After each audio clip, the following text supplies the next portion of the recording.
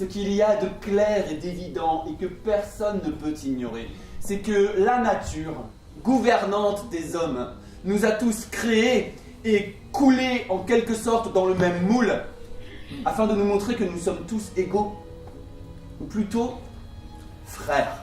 Dans la pièce Timon d'Athènes de Shakespeare, on a un homme qui se dit moi j'ai de l'argent. J'en ai beaucoup même. Donc, si je mettais cet argent à profit pour pouvoir libérer les hommes, c'est-à-dire que ceux qui ne peuvent pas se marier parce qu'ils manquent d'argent et qu'il y a des conditions sociales différentes, je vais leur donner de l'argent, ils vont pouvoir se marier, ils vont pouvoir être heureux.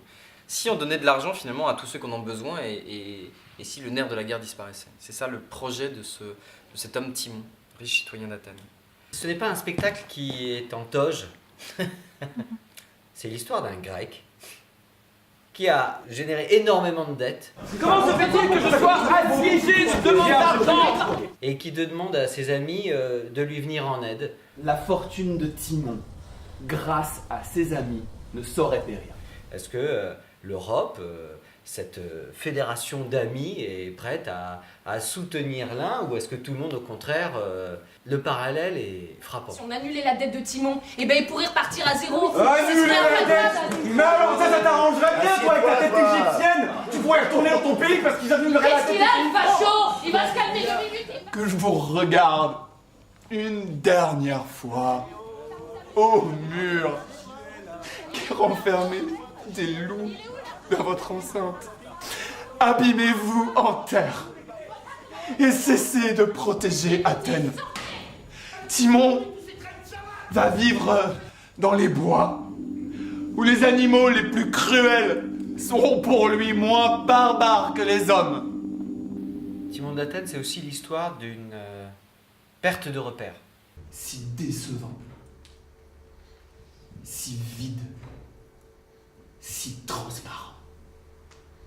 On s'est posé la question, comment est-ce qu'un philanthrope pouvait devenir misanthrope? Comment est-ce qu'on peut être dans une situation où d'un coup on se met à haïr le genre humain, à même souhaiter l'extermination du genre humain, puisque c'est ce que dit Timon. Faites que chaque jour, Timon voit croître sa haine pour la race des hommes et périsse le genre humain.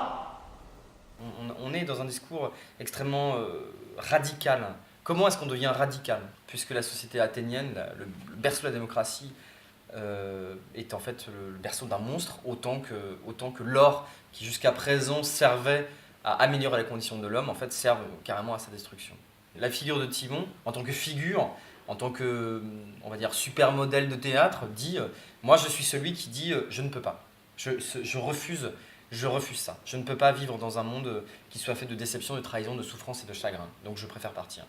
Il y a un philosophe dans la pièce qui s'appelle Apémentus et qui dit aussi, à un moment il lui dit vis, il faut vivre.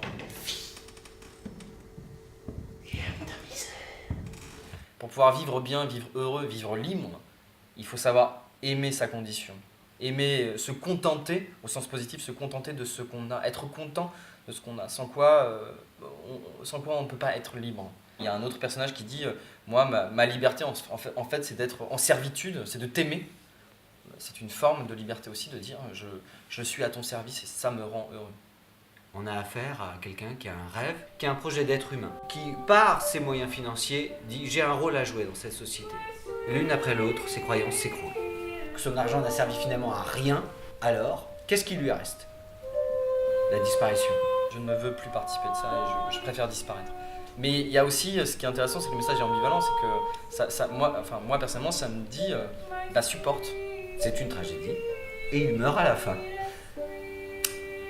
Alors, en creux, ça nous demande à nous-mêmes, à la fin de la pièce, de nous positionner et de nous repositionner par rapport au monde dans lequel on vit.